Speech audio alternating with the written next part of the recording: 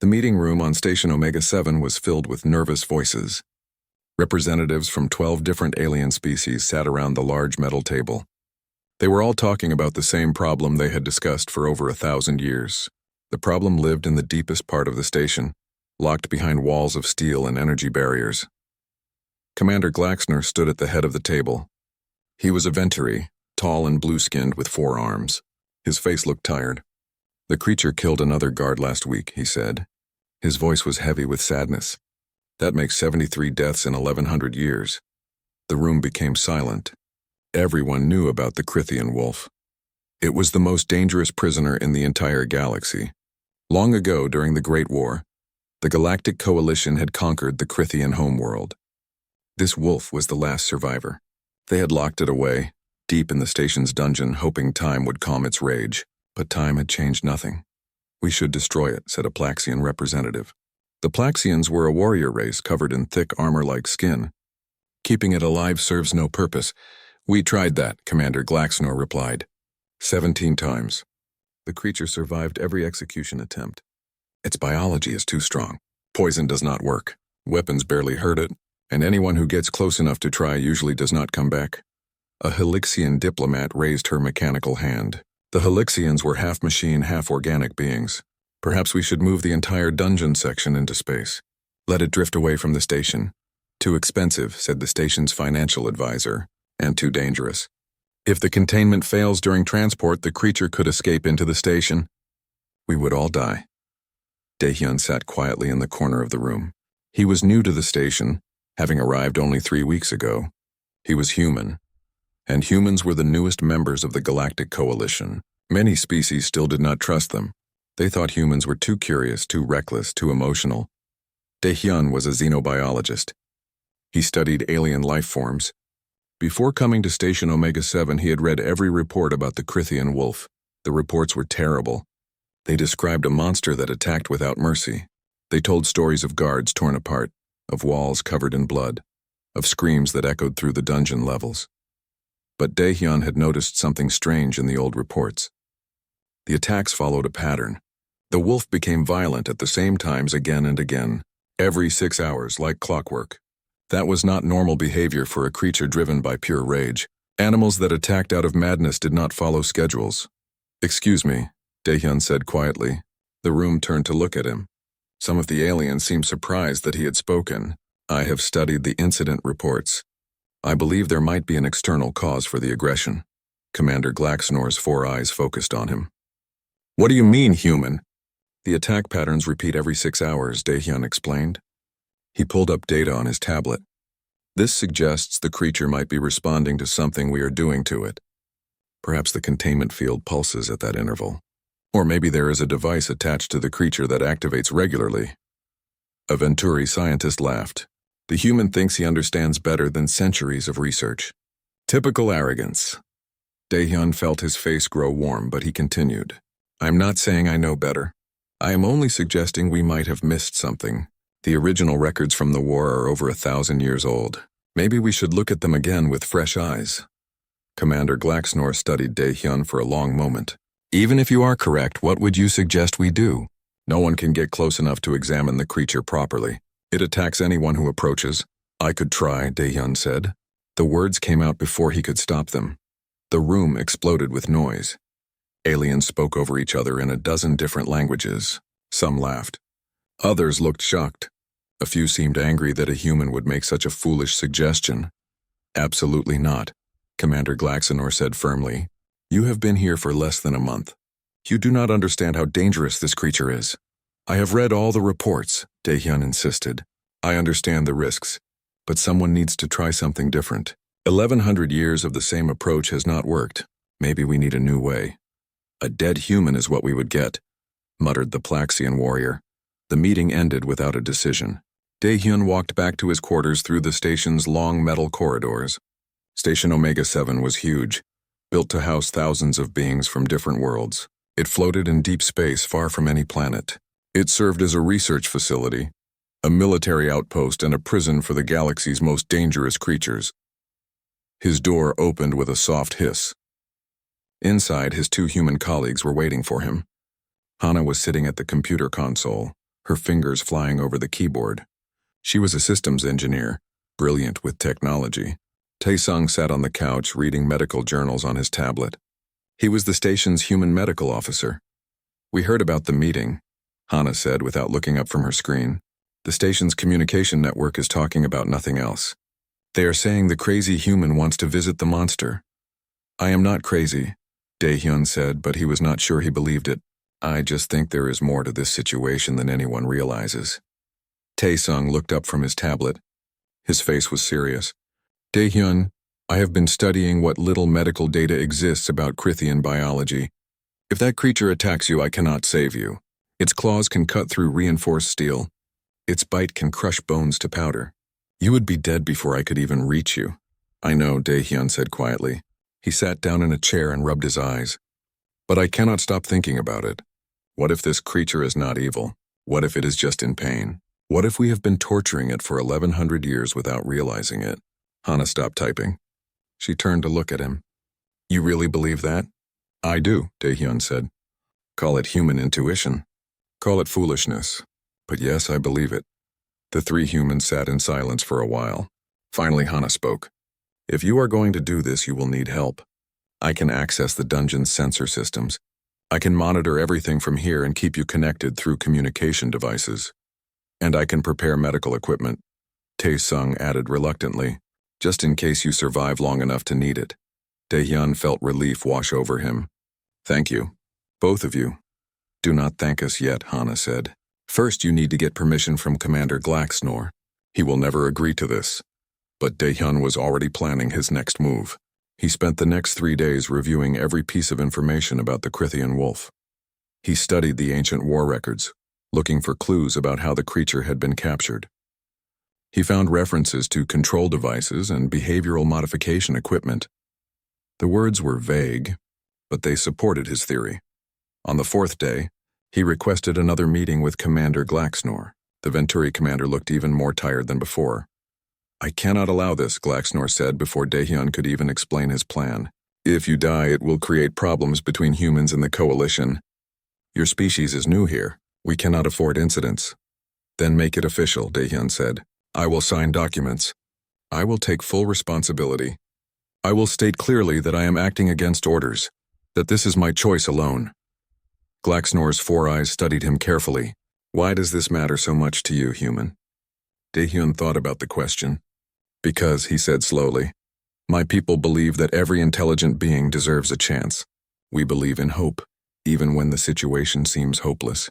Maybe that makes us foolish, but it also makes us who we are." The commander was quiet for a long time. Finally he sighed, a sound like wind through metal pipes. "Very well. I will grant you access to the upper dungeon levels, but you will go no further than the observation room. You will not enter the creature's chamber. And if anything goes wrong, I will seal those levels permanently. Do you understand?" "I understand," Dae-hyun said. His heart was beating fast. "Thank you, Commander." As he left the office, Dae-hyun knew he had just committed himself to something that might kill him. But he also knew he could not turn back now. Somewhere deep in the station, in darkness and chains, the Krithian wolf waited, and tomorrow Dae-hyun would go to meet it. The elevator descended slowly into the depths of Station Omega 7. Dae-hyun stood alone in the small metal box, watching the level numbers change on the display. He passed the residential levels, the research labs, the storage areas. The elevator kept going down, down, down into sections of the station that most people never saw. His communication device crackled to life. "I am reading your vitals," Hana's voice said.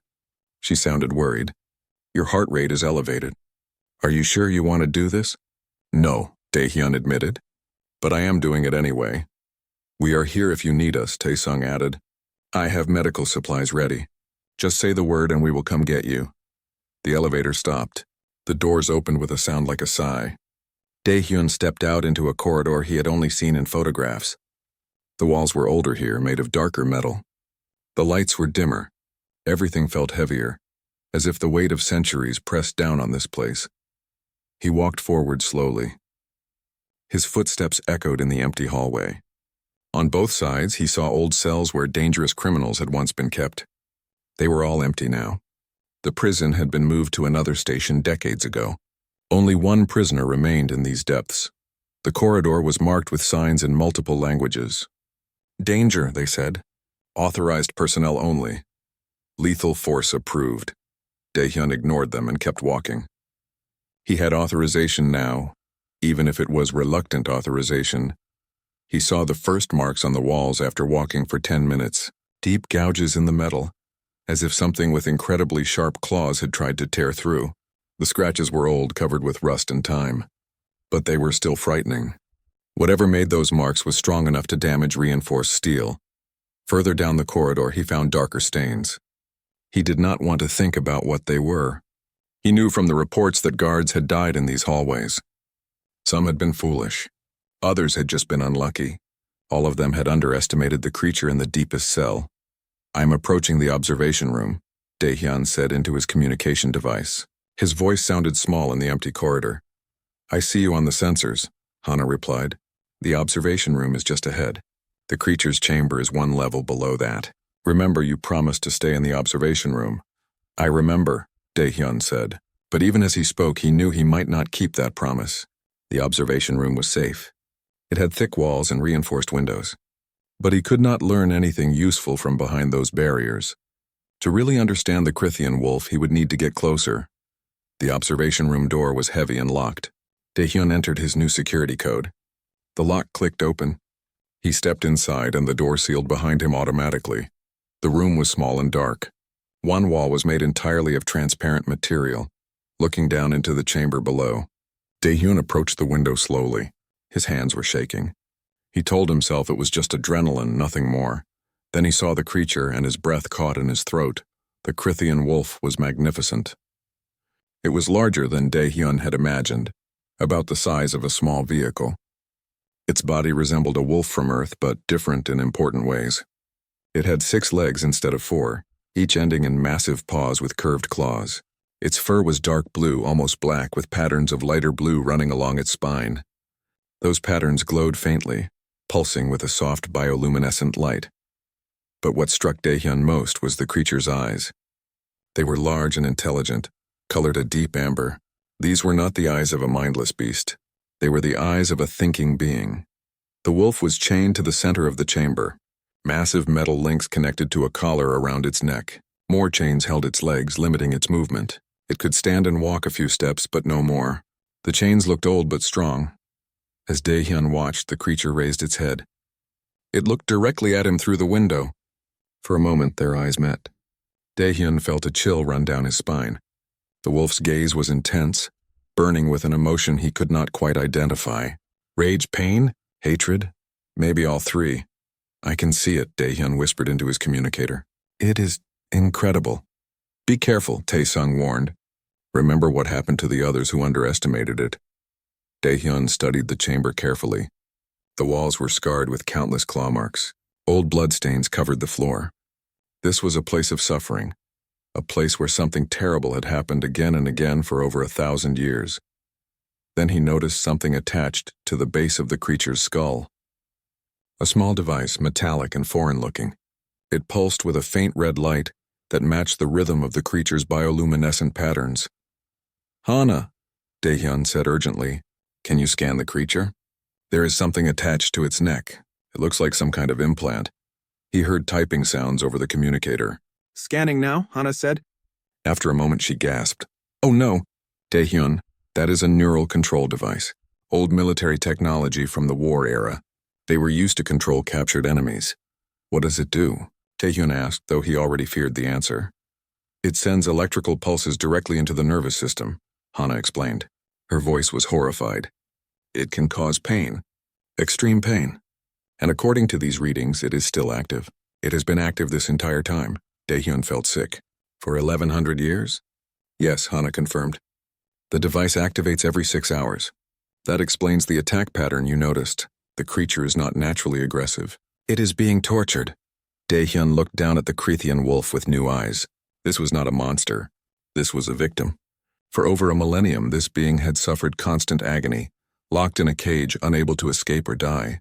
The rage it showed was not madness. It was the desperate fury of a tortured prisoner. "I need to get closer," Daehyun said. "No," both Hana and Taesung shouted at the same time. "You promised to stay in the observation room," Hana reminded him. Dae-hyun, that creature is still dangerous. The pain makes it attack anything that approaches. I know, Dae-hyun said. He was already moving toward the door that led down to the chamber level. But we cannot leave it like this. Would you want to suffer for 1100 years? Would anyone? That is not the point, Taesung argued. You cannot help it if you are dead. Dae-hyun stopped at the door. His hand rested on the control panel. I am not going to enter its range. I just want to get close enough to talk to it, to let it know that someone sees its pain, that someone cares. The silence on the communicator was long. Finally, Hana spoke. If you die, I am going to be very angry with you. Noted, Dae-hyun said with a small smile. He entered his security code and the door opened. The stairway down to the chamber level was narrow and dark. Each step echoed loudly. Dae-hyun descended carefully, his heart pounding in his chest. He was more frightened than he had ever been in his life. But he was also determined. At the bottom of the stairs was another door. This one led directly to the chamber. A control panel beside it showed the status of the energy barrier. The barrier was active, a wall of force that would stop the creature if it attacked. Dae-hyun would be safe as long as the barrier remained up. He opened the door.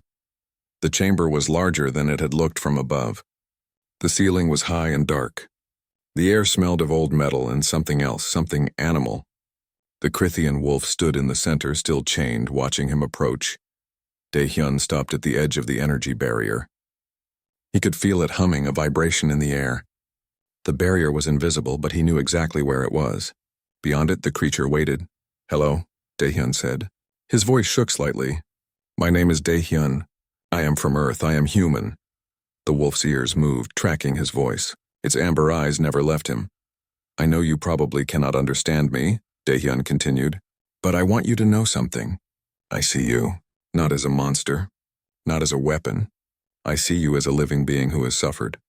And I am sorry. I am so sorry for what has been done to you. The creature made no sound. It just watched him with those burning eyes. Dae-hyun slowly sat down on the floor, cross-legged, just outside the barrier. It was a vulnerable position. If the barrier failed, he would have no time to run, but he wanted to show he meant no harm. I noticed the device on your neck, he said quietly. I know it hurts you. I want to help remove it, but first I need you to trust me. And I know that is asking for something impossible. Why would you trust anyone? Everyone who has come here before hurt you or kept you imprisoned. He paused, thinking. Then he remembered something. He reached into his pocket and pulled out a food bar. It was his lunch, a simple protein bar that humans ate. He unwrapped it slowly, making sure the creature could see he was not reaching for a weapon. I am going to give you something, Dae-hyun said. Food. I do not know if you can eat this. I do not even know what your species normally eats. But it is all I have right now. There was a small opening at the base of the barrier, designed for passing objects through. It was heavily shielded, too small for the creature to reach through. Dae-hyun approached it carefully and placed the food bar in the opening. It is yours if you want it, he said, stepping back. The Crithian wolf stared at the food bar. It did not move toward it. Seconds passed. Then minutes. Dae-hyun began to think the creature would not accept the offering. Then slowly the wolf moved. It dragged its chains as it walked to the barrier. It lowered its massive head and sniffed. 3 weeks passed. Every day Dae-hyun descended into the dungeon. Every day he sat by the energy barrier and talked to the Crithian wolf. And every day he brought food.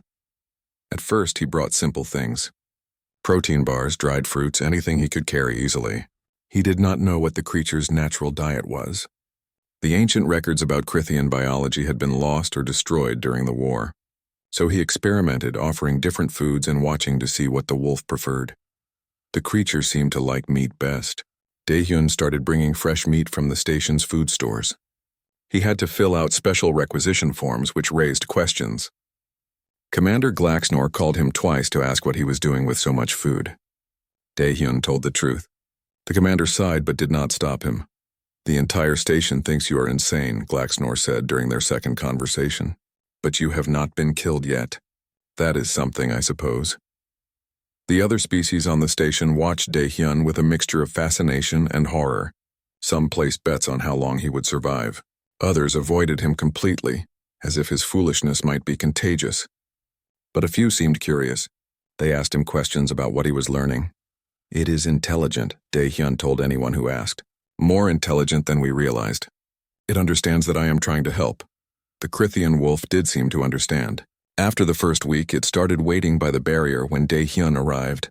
It would sit there, massive and patient, watching him approach. Its amber eyes no longer burned with quite so much rage. There was something else there now. Curiosity, maybe, or hope. Dae-hyun talked constantly during his visits. He told the creature about Earth, about humans, about his life before coming to the station. He did not know if it understood his words, but he felt it was important to keep talking, to fill the silence with something other than pain. My people come from a blue planet, he said one day, sitting in his usual spot. We have oceans that cover most of the world. And forests. Green forests with trees as tall as this station. I think you would like it there. Open spaces. Freedom. The wolf's ears moved when he said freedom. Maybe it was coincidence. Or maybe it understood more than Dae-hyun thought. Hana worked constantly on analyzing the neural implant. She had set up sensors throughout the chamber, gathering data every time the device activated. The pain pulses came like clockwork every 6 hours. When they hit, the creature's entire body would stiffen. Its bioluminescent patterns would flash bright with agony, and it would growl, a sound so deep and terrible that it made the chamber walls vibrate. The device is integrated into its nervous system, Hana explained one evening. She, Dae-hyun, and Tae-sung were in their shared quarters reviewing data. Removing it will not be easy.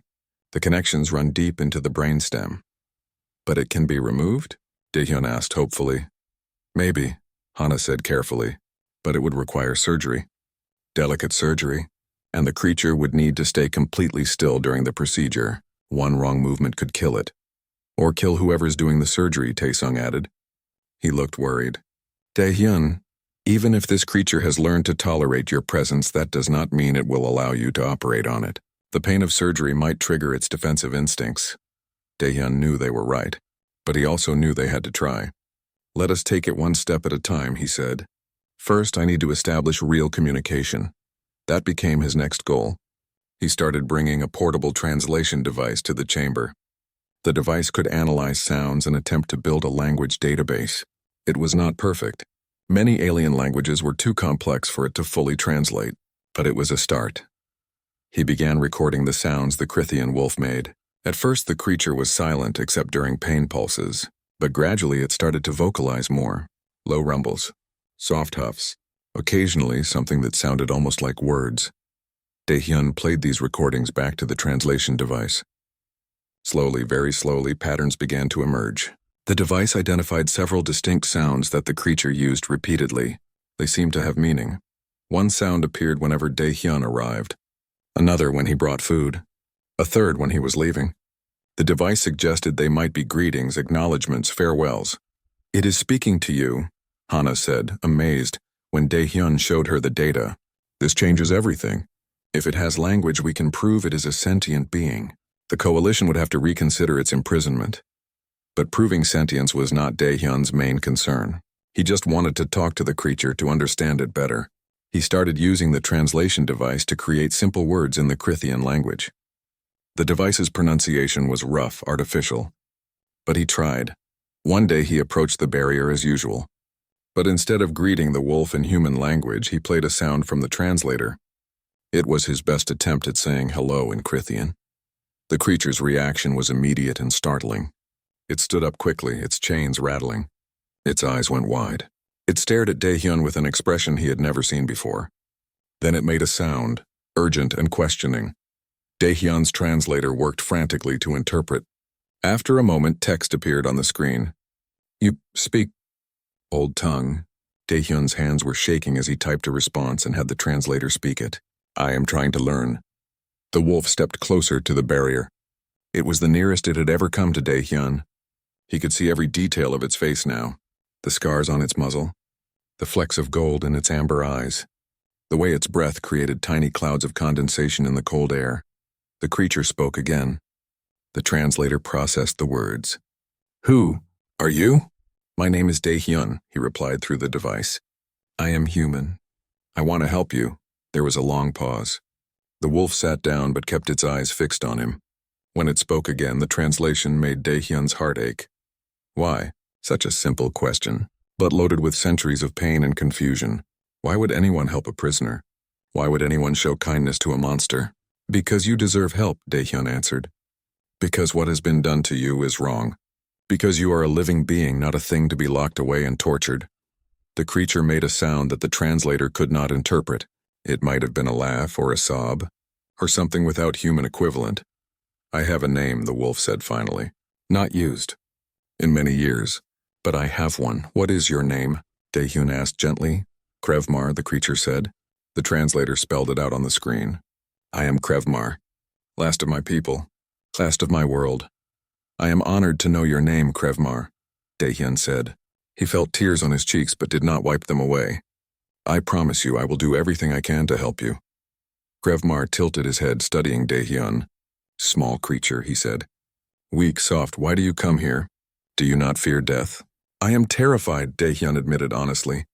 Every day I come here I am afraid. But I come anyway. Strange, Krevmar said. Brave and foolish together. That describes humans pretty well, Daehyun said with a small laugh. Over the following days, their conversations grew longer and more complex. The translation device learned quickly, building a better understanding of Krithian language. Krevmar spoke slowly, carefully, choosing words the device could interpret. He told Daehyun about his world, a planet called Krithios, green and wild, with vast forests and mountains that touched the sky. He described his people, proud and strong, living in harmony with their world. Then he told of the war. The coalition had wanted Krithios for its resources. Rare minerals existed beneath the planet's surface. The Krithians had refused to mine them, saying it would destroy their world. So the coalition had come with weapons. We fought, Krevmar said. His voice was sad and distant. We fought hard, but they had ships. Weapons we could not match. They burned our forest, destroyed our cities, killed my family, my mate, my children. Daehyun listened with growing horror. I'm so sorry, he said. I cannot imagine such loss. They captured me, Krevmar continued. Put this thing on my neck. Used me as weapon against my own people. Made me fight. Made me kill. When the war ended, when my world was conquered and my people dead, they locked me here. Forgot about me. Left me with only pain for company. 1100 years, Daehyun whispered. How did you survive? Hate, Krevmar said simply. Hate kept me alive. Hate for them. For what they did. Every guard that came, I killed. Every attempt to move me, I resisted. I wanted them to remember. To know that Krithios existed. That we fought. But you did not attack me, Daehyun said. Why? Krevmar was quiet for a long moment. You did not come with weapons. Did not come with hate. You came with food. With words. With something I had forgotten existed. What? Daehyun asked. Kindness, Krevmar said. The word sounded strange in the artificial voice of the translator. You showed me kindness. First time in so long. Could not kill you. Would not. Daehyun felt overwhelmed by emotion. He had to take several deep breaths before he could speak again. Krevmar, I want to remove that device from your neck. My friend Hana thinks she can do it. But it will require surgery. It will hurt. And you will need to trust us completely. This thing hurts every day, Krevmar said. What is more pain if it me? The preparation took 2 weeks. Hana worked day and night, programming surgical drones and studying every scan of Krevmar's neural implant. Taesung gathered medical supplies, quietly taking them from the station's storage without raising suspicion. Daehyun continued his daily visits, preparing Krevmar for what was to come. It will not be easy, Daehyun explained through the translator. The device has been part of you for so long. Removing it might feel strange. You might feel weaker at first. I will feel free, Krevmar responded. That is all that matters. They chose a day when Commander Glaxnor was scheduled to be off the station for a meeting. Most of the senior staff would be with him. That would give them the best chance to work without interference. The night before the surgery, Daehyun could not sleep. He lay in his bed, staring at the ceiling, thinking about all the things that could go wrong. The device might be too integrated to remove safely. Krevmar might panic during the procedure. The station's security might discover what they were doing and stop them, but they had to try. Daehyun thought about those 1100 years of suffering. Every 6 hours that pulse of agony. Every day locked in chains. No one deserved that. No one. Morning came slowly. Daehyun met Hana and Tae-sung in the equipment bay. They loaded the surgical drones onto a transport cart. The drones were small, flying machines with precise manipulator arms. Normally, they were used for repairs in hard-to-reach places. Today, they would perform the most important surgery of their lives. Ready? Hana asked. She looked nervous but determined. No, Daehyun admitted, but let us go anyway. They took the elevator down together. The descent felt longer than usual. No one spoke. They were all thinking about what they were about to do. When they reached the dungeon level, Daehyun went ahead to the chamber.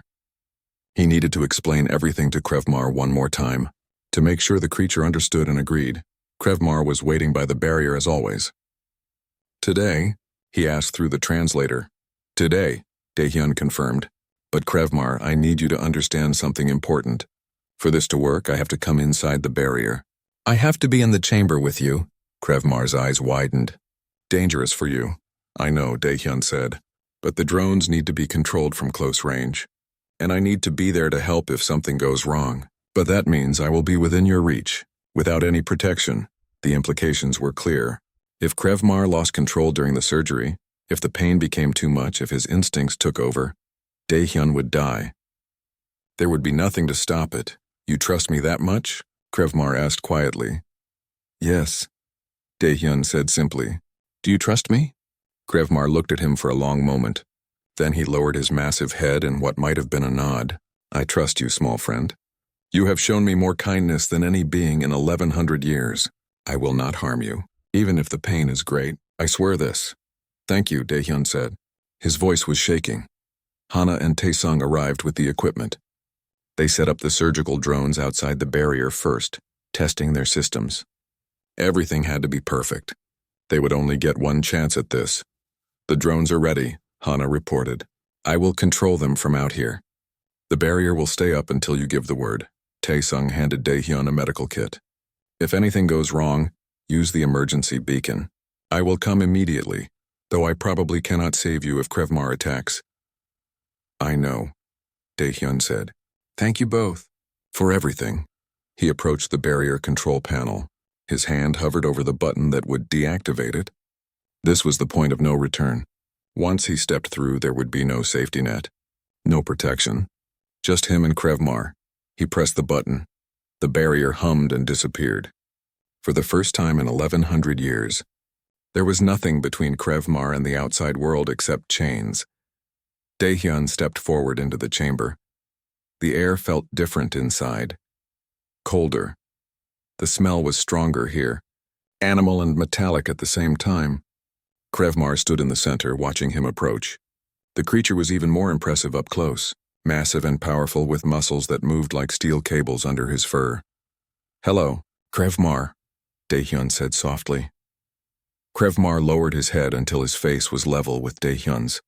They were close enough that Daehyun could feel the creature's breath, warm and steady. Those amber eyes studied him carefully. You are very small, Krevmar said through the translator that Daehyun carried. Yes, Daehyun agreed with a nervous laugh. Very small, and very brave, Krevmar added. Foolish, but brave. The surgical drones flew into the chamber, 6 of them in total. They hovered around Krevmar, their sensors scanning and their manipulator arms ready. Hana's voice came through Daehyun's communicator. I need Krevmar to lie down, she said, and to stay as still as possible. Daehyun relayed the instructions. Krevmar lowered himself to the floor slowly, his chains rattling. He positioned himself so that the back of his neck was accessible. Then he went completely still. Beginning the procedure, Hana announced. The drones moved in carefully. Tiny lasers activated, designed to cut through the metal casing of the implant without damaging surrounding tissue. Daehyun knelt beside Krevmar's head, one hand resting gently on the creature's massive jaw. I am here, he said quietly. You are not alone. The first cut made Krevmar flinch. His muscles tensed and his claws extended involuntarily, scratching grooves into the metal floor. But he did not move otherwise. Good, Hana said. The outer casing is open. Now I need to disconnect the neural links. This is going to hurt, she was not exaggerating. As the drones began carefully severing the connections between the implant and Krevmar's nervous system, the creature's entire body shuddered. A low growl built in his throat, growing louder and more desperate. "I know it hurts," Daehyun said, keeping his voice calm even though his heart was racing. "Just a little longer. You can do this." Minutes passed like hours. Sweat dripped down Daehyun's face. His hand remained on Krevmar's jaw, a tiny point of contact between the suffering creature and the promise of freedom. Krevmar's growls turned into something almost like whimpers. His bioluminescent patterns flashed erratically. Every instinct must have been screaming at him to move, to fight, to make the pain stop. But he stayed still. "Almost there," Hana said. Her voice was tight with concentration. "Just 2 more connections." Then something went wrong. One of the drone's tools slipped slightly, touching a sensitive nerve cluster. Krevmar's reaction was immediate and violent. He jerked his head up with a roar that shook the chamber walls. His massive jaws opened wide, filled with teeth like knives. Those jaws were inches from Daehyun's face. Time seemed to stop. Daehyun could see every detail. The sharp teeth, the powerful muscles, the animal rage in Krevmar's eyes. One bite would end everything, but Krevmar did not bite. The creature's eyes met Daehyun's. For one terrible, beautiful moment, they stared at each other. Then slowly, Krevmar closed his jaws. He lowered his head back down to the floor. His whole body was trembling with the effort of control. "I swore," Krevmar said through the translator, his voice pained. "I will not break my word." Daehyun's eyes filled with tears. "I know," he whispered. "I know." "Thank you." "Continuing," Hana said. She sounded shaken but focused. The final connections were severed carefully. Then came the hardest part. The implant had been in place for so long that it had partially fused with Krevmar's skull. The drones had to cut through bone to remove it completely. Krevmar's claws gouged deeper into the floor. His breathing became harsh and rapid, but he did not move his head. He kept his promise. "Got it," Hana finally said. "The implant is free." "Extracting now." One of the drones carefully lifted the device away from Krevmar's neck. It was small, cruel-looking, covered in biological material and old blood. For 1100 years, this tiny machine had caused endless suffering. Now it was just a piece of garbage. "Drop it through the disposal chute," Daehyun ordered. "I never want to see it again." The drone flew away with its terrible cargo. The others began the work of closing the wound, using medical sealant and synthetic tissue. Taesung talked them through it from outside, giving precise medical instructions. Krevmar lay very still now. His bioluminescent patterns had stopped flashing erratically. They pulsed slowly, steadily, like a heartbeat. His breathing gradually calmed. "It is done," Hana announced. "Krevmar, how do you feel?" There was a long silence. Then Krevmar lifted his head slowly. He turned it from side to side, testing the movement. His eyes were wide with wonder. "No pain," he said. The translator made his voice sound amazed. "No pain, the constant burning. The agony, gone." He stood up, his chains rattling. He stretched each of his 6 legs in turn. Then he threw back his head and made a sound unlike anything Daehyun had heard before. It was not a roar or a growl. It was something pure and joyful, a song of freedom. The sound echoed through the chamber and up through the entire dungeon level. Throughout the station, beings heard it and wondered what it meant. Krevmar looked at Daehyun. Then slowly he lowered his massive head and gently pressed it against Daehyun's chest.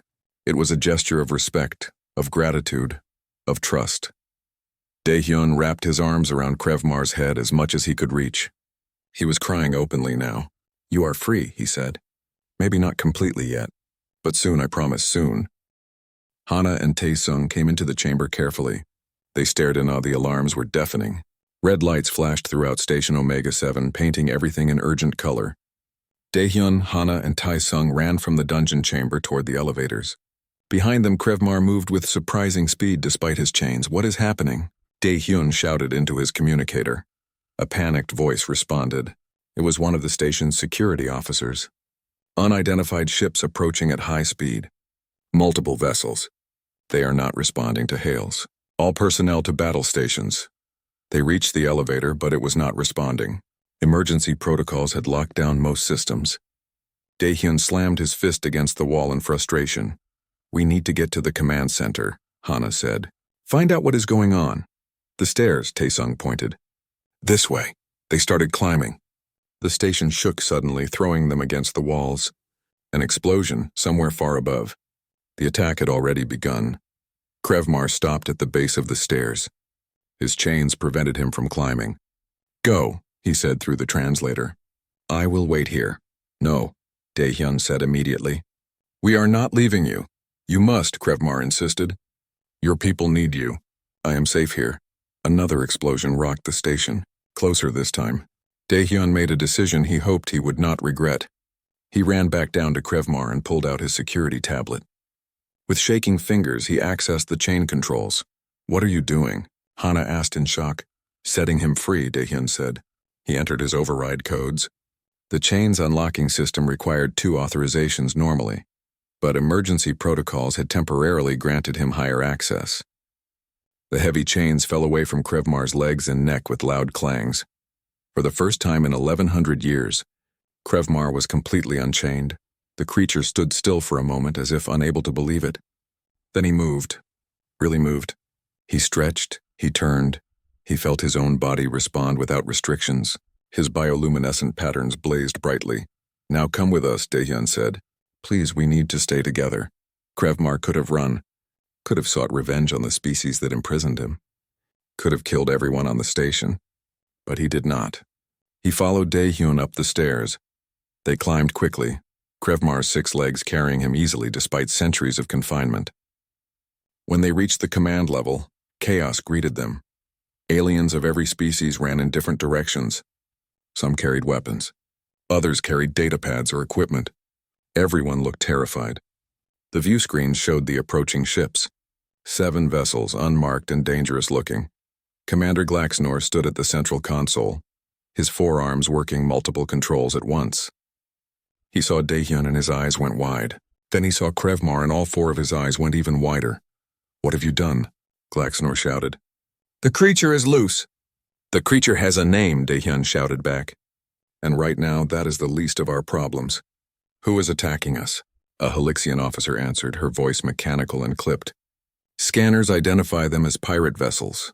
They must have learned about our research materials. They are here to raid the station." "Our defense ships are 3 hours away," Glaxnor said grimly.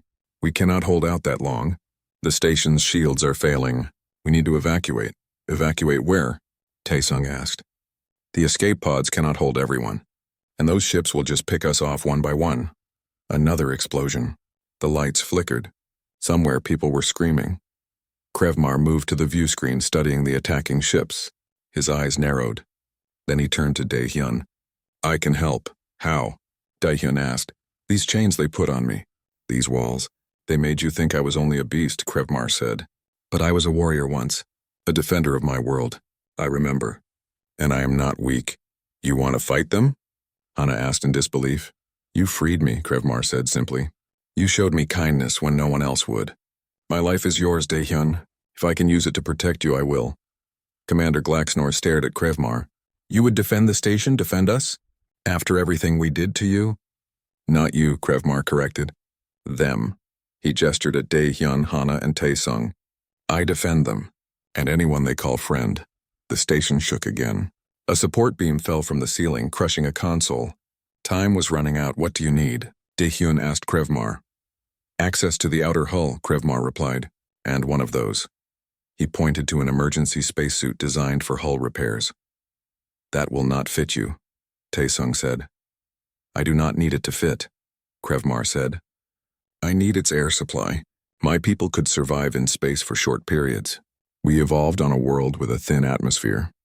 Give me air and I can work outside." Hana's eyes lit up with understanding. "You are going to board their ships?" "Yes," Krevmar confirmed. "Pirates do not expect their prey to attack back. I will give them a surprise." It was insane. Completely insane. But they were out of options. Glaxnor looked at Daehyun. "This is your responsibility. If this goes wrong, if that creature betrays us—" "He won't," Daehyun said firmly. "I trust him with my life." "You are trusting him with all our lives," Glaxnor said. But he nodded. "Do it, quickly." They rushed to the equipment bay. Hana modified a heavy-duty spacesuit, attaching its air tanks to a harness that could fit around Krevmar's larger frame. Taesung checked the creature's vital signs to make sure he could handle vacuum exposure. "Your homeworld's atmosphere was different from ours?" Taesung asked while working. "Yes," Krevmar said. "Less oxygen. Less pressure. We could breathe space itself for a time, not long. But long enough, Daehyun helped secure the harness. His hands touched Krevmar's fur, feeling the warmth and strength beneath. "Are you sure about this?" "For 1100 years I wanted only death," Krevmar said quietly. "You gave me a reason to live. Now let me repay that gift." They moved to the nearest airlock. Through its window they could see the pirate ships getting closer. Energy weapons fired at the station's shields, weakening them further. It would not be long before the shields failed completely. Krevmar stepped into the airlock. Daehyun wanted to say something meaningful, something important. But all he could manage was, "Come back safe." "I will try, small friend," Krevmar said. Then the inner door closed. They watched through monitors as the outer door opened. Krevmar stood at the edge, looking out at the black void of space. Then he jumped. Without propulsion, without a ship, he launched himself into the darkness. His 6 legs kicked off from the station's hull, sending him tumbling through space toward the nearest pirate vessel. It should have been impossible to reach it. But Krevmar's aim was perfect. His trajectory took him directly to the ship's hull. He hit it hard, his claws finding purchase on the metal surface. Then he began to tear through it. His claws, which could cut through reinforced steel, made short work of the ship's outer plating. Alarms must have been screaming inside that vessel as their hull was breached. "Incredible," Hana breathed, watching the monitors. Krevmar disappeared into the hole he had created. For several minutes, nothing happened. Then the pirate ship began to veer off course. Its weapons stopped firing. It drifted away from the station, powerless. "He did it," Taesung said in amazement. He disabled an entire ship by himself. But Krevmar was not done. He emerged from the first ship and jumped again, toward the second vessel. Again his claws tore through the hull. Again he disappeared inside. The pirates finally understood what was happening. Their ships tried to target Krevmar with weapons, but he was too small and too fast. They tried to flee, but he jumped from ship to ship with terrifying speed. One by one, the pirate vessels went dark. The 6th ship attempted to escape. Its engines flared as it tried to run, but Krevmar was already on its hull. He tore his way inside and the ship's lights went out moments later. Only one pirate vessel remained. It broadcast a message to the station begging for mercy. Commander Glaxnor responded coldly. "You came here to raid and kill. Face the consequences." Krevmar reached the final ship. But this time, instead of disabling it, he stayed outside. His claws punched through the hull in multiple places, causing rapid decompression. The ship tried to seal the breaches, but Krevmar worked faster. Within minutes, the vessel was dead in space. Then came the hard part. Krevmar had been in space too long. His air supply was running low. He pushed off from the last ship, aiming back toward the station. But his trajectory was off. He was moving too slowly. He would not reach the airlock. "He is going to miss," Hana said, her voice tight with fear. Daehyun was already running. He grabbed a rescue tether from the equipment bay and rushed to another airlock. "I am going out there." "That is suicide," Taesung said. "You do not have time to put on a full spacesuit." "Then I will make time," Daehyun snapped. But he knew Taesung was right. By the time he suited up, Krevmar would drift out of reach. Commander Glaxnor's voice came over the communicator. "Activating emergency magnetic field. It might catch him." A shimmering field appeared in space, projected from the station's hull. It was designed to catch debris, not living beings, but it was their only chance. Krevmar drifted toward it, his movements growing weaker. The field caught him, barely. He tumbled against it and automated arms extended to pull him in. Minutes later, the airlock cycled and Krevmar collapsed onto the floor. Daehyun was there immediately. "Hira,"